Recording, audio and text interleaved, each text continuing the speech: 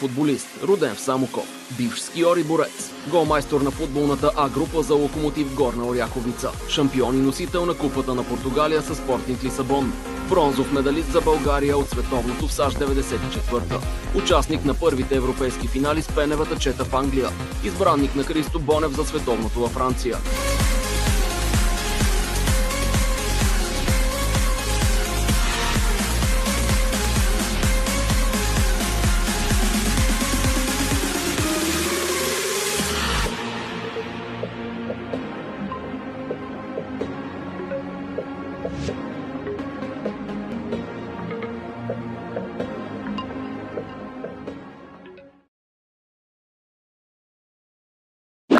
Здравейте! Намерихме в базата Бояна в София. Днес ще правим подкаст с Ивайло Йорданов. Ивайло Йорданов е легенда на България, станал голмайстор на българското първенство и бивш футболист на Спортинг Лисабон. Не изпускайте нито една секунда, защото видеото ще бъде много интересно и Ивайло ще разкрие много тайни. Харесайте и се абонирайте за канала. Господин Йорданов, първо искам да ви благодарим за това интервю, че ни уважихте и да кажем, че за нас е огромна чест и привилегия да бъдем тук с един от четвъртата света, които печелят бронзови медали на световното първенство през 94-та и кара цяла България да краши от радост. За мен също е удоволствие да бъда с вас, защото виждам, че вие сте мудни деца. Мен винаги ме е радва, когато виждам такива дечица, които искат да направят нещо. Днес, повече от 30 години след американското лято, вярвате ли, че можем да стигнем отново че можем да стигнем и станем световен шампиони? Не знам, това е история, така че не знам, като се връща назад в спомените си, може би имахме шанс да отидем до финала. И до финала вече е един матч, който нищо не се знаеше, може да се случи всичко. Така че може би, но историята е отредила друго, така че не трябва да сме доволни на това, което постигнахме. Ако можехте да се срещнете сега с съдията от мача с Италия, Жоел Киньо, който не даде дуспа за България, какво бихте му казали? Нищо. Може би ще да го попитам само защо. И да видя неговия отговор, защото, както казах и преди малко, матч е свършил, всичко е свършило, нищо не мога да се промени. Просто искам да знам защо. Паскал Стоичков, след който падна гола срещу Мексико, как го почувствахте на терена? Радостен, след като отбеляза гол, ние победахме с 1-0. Всичко вървеше прекрасно, така че бях радостен и щастлив, че България вкара гол. Това, че аз съм подал паса, просто бях на правилното място, на точно място и направих това, което трябва да направи всеки един. Вие сте нападател, а световното трябва да играете на съвсем различна позиция. Как успяхте да се справите с това нещо? И аз имах си едно мото в живота, че независимо каква позиция, аз искам да съм в стартовите 11, независимо дали ще играя защитник или нападател. Наистина трансформацията е много голяма от нападател, голмайстор на България, да играе защитник. Но получи се добре, така че за мен беше по-важно отбора да побеждава и аз да съм в отбора. Как празнувахте победите на световното? Това е лично. Все пак не трябва да издаваме тайни какво е било след победите на световното първенство. Забавлявахме се, но знаехме, че има още мачове, така че въпреки цялата тая еуфория, която имаше в отбора, след победите знаехме, че ни предстои следващ мач, така че бяхме дисциплинирани и професионалисти. Имаше ли страх във вас и в отбора преди матча с световния шампион Германия? Страх, който го страх от мечки не ходи в гората, така че един футболист трябва да изпитва страх, независимо също кой излиза. Просто трябва да покаже, да даде всичко от себе си, за да може да победи.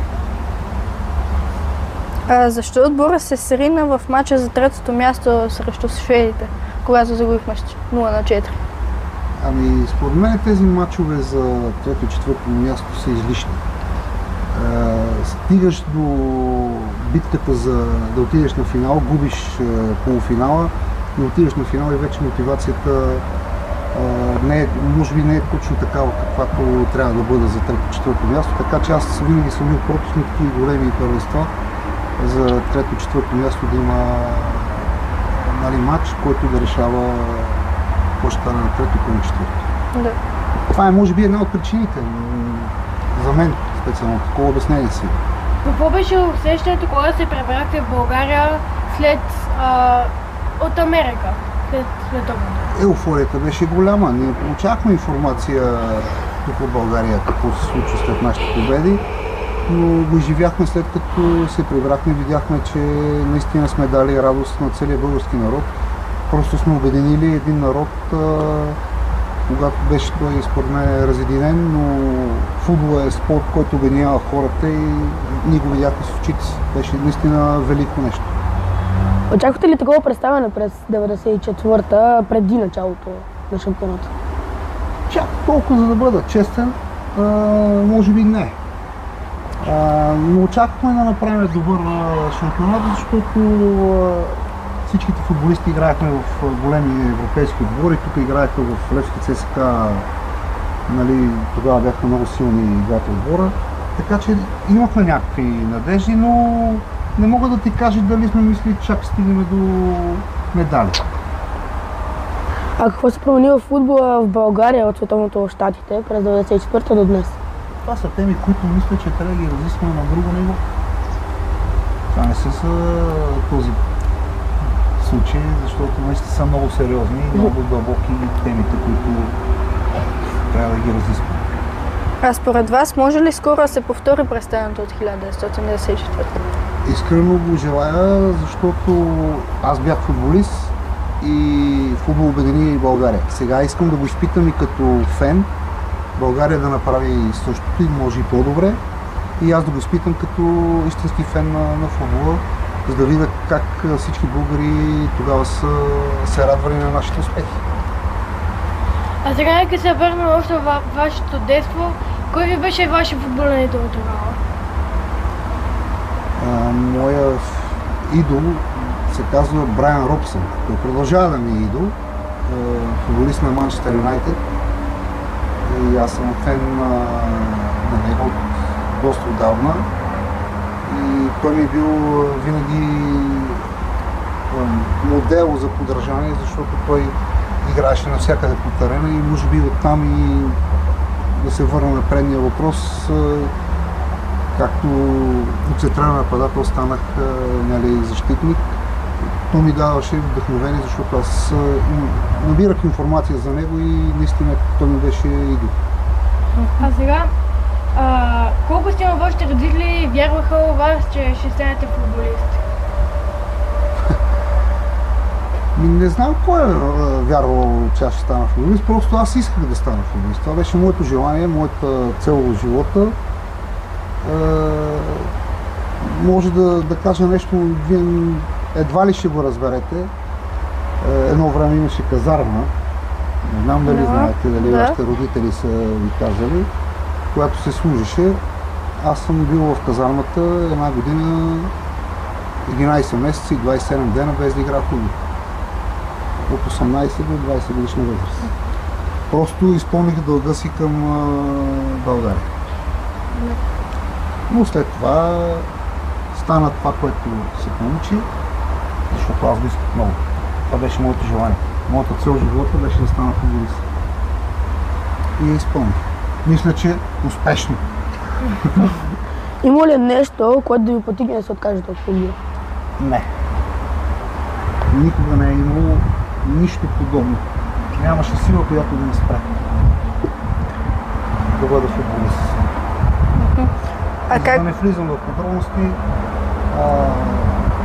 то не е да се казва, нали, аз не го крия на широката публика, но съм имал в живота си доста големи препятствия, здравословни, които съм бил на крачка от отказването от футбола, но винаги любовта ми и желанието ми да играя в футбол е било по-силно от каквото ми да е препятствие.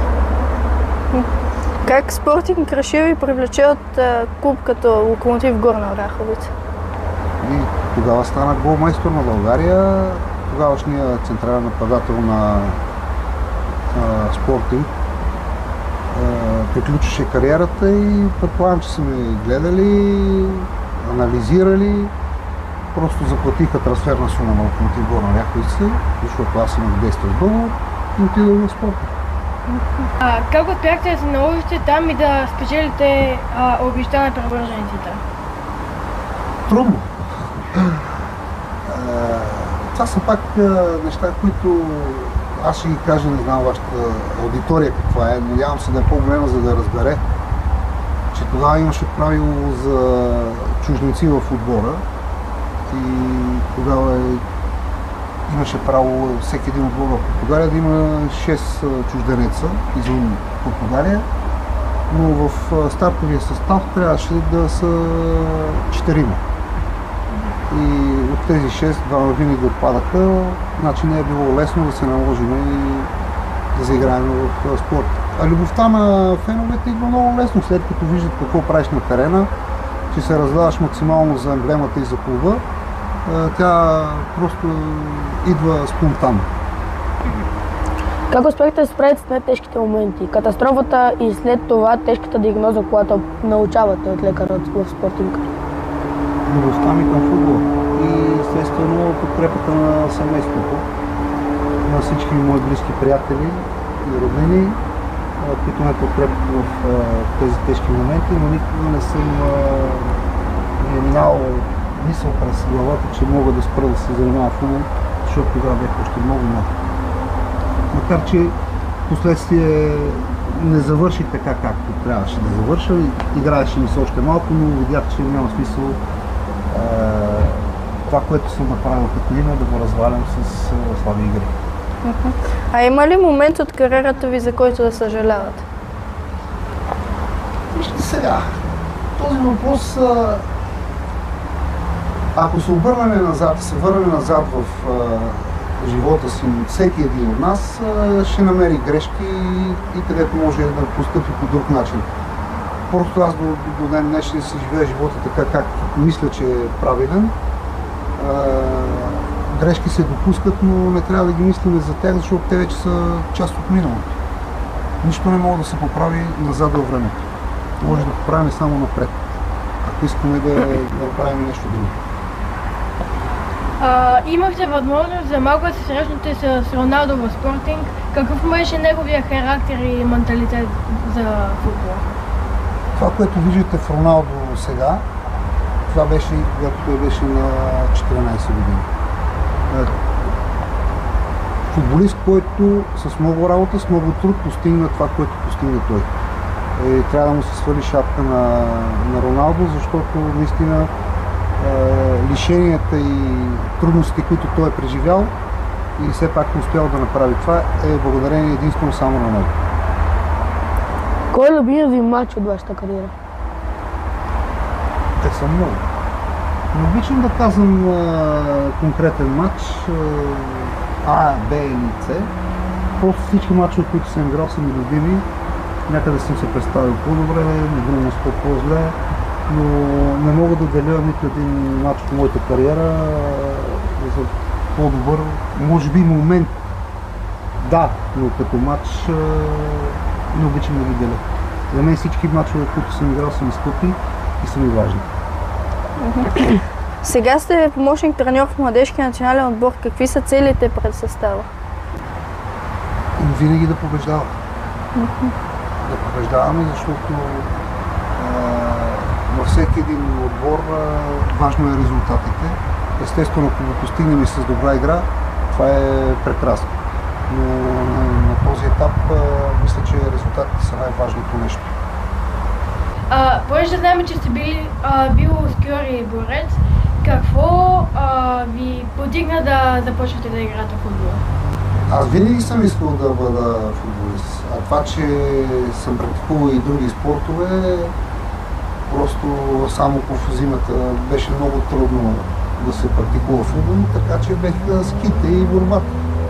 Но аз съм много доволен, защото съм имал през тези два спорта, като се има на предвид, че все пак спорт учи на дисциплина Един от тези спортовете, всъщност и трите спорта, които съм практикувал, учат на дисциплина, на увереност, така че аз съм много доволен, че съм могъл да бъда борец и скиор. Също практикувах ски доскоро, но сега вече с годините лека по лека не практикувам. Качвам се пак на ските, но не е както беше преди. Какъв съвет бихте дали на момчетата, които започват сега да практикуват футбол и които искат да станат футболисти? Да вярват в себе си и да преследват мечтите си. Един човек, едно дете, ако иска да стане футболист, трябва да знае, че трябва да направи много лишения и да вярва, че това, което той иска да стане, зависи единствено и само от него. А вие правили ли сте някакви лишения? Много. Аз затова казах, че футболът е това, което виждат хората, е много хубаво отстрани. Но за да стигне един футболист на такова топ ниво, не само за мен и за абсолютно всички футболисти, е низ от лишения и просто любовта към футбола трябва да бъде безгранична. Господин Йорданов, благодарим ви за честа, че да бъдете гост в нашия канал Тинспорт и се надяваме следващата ни среща да бъде по повод класирането на България на голям футболен форум. Благодаря ви и аз. Надявам ви се, успех ви желая на това предаване или подкаст, както се казва, не знам. Бъдете смели, решителни и най-важното, бъдете хора. Защото това нещо зависи абсолютно не само за футбола, а и за всички хора по света. Трябва да бъдем хора. Надяваме се видеото да ви е харесало. Ако е така, цъкнете палчето нагоре и се абонирайте за канала.